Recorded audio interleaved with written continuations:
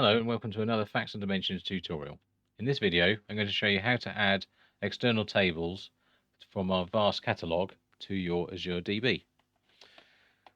So, first of all, log into your Azure DB and have a look at the catalogue to see what we have.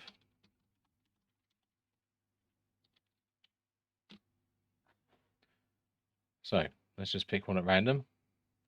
Let's say A&E quality indicators data by provider. To add it to your database, execute this query here, put in the schema name, and then the table name, and run it.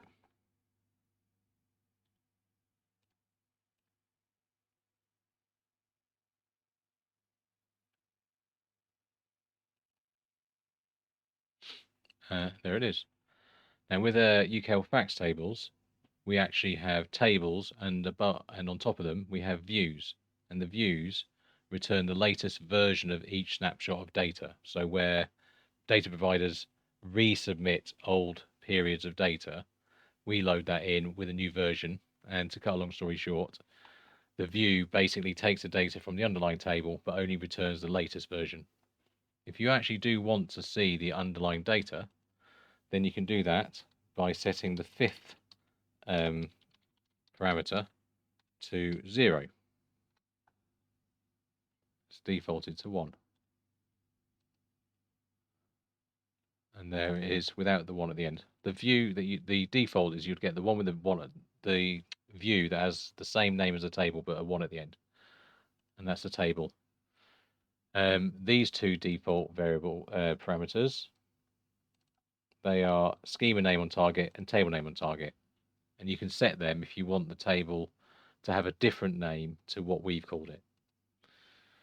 Now, if you want to actually add all of the tables for a particular schema, you can instead run this procedure.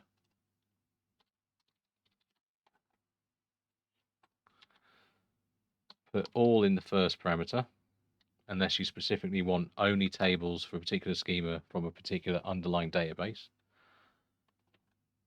But generally speaking, you'll just want to put all, and then put the schema name.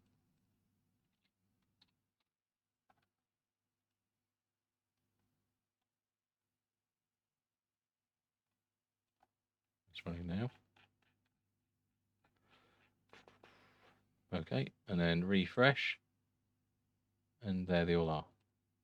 The dimension tables, which are in the underlying UKHD DB, and the fact tables.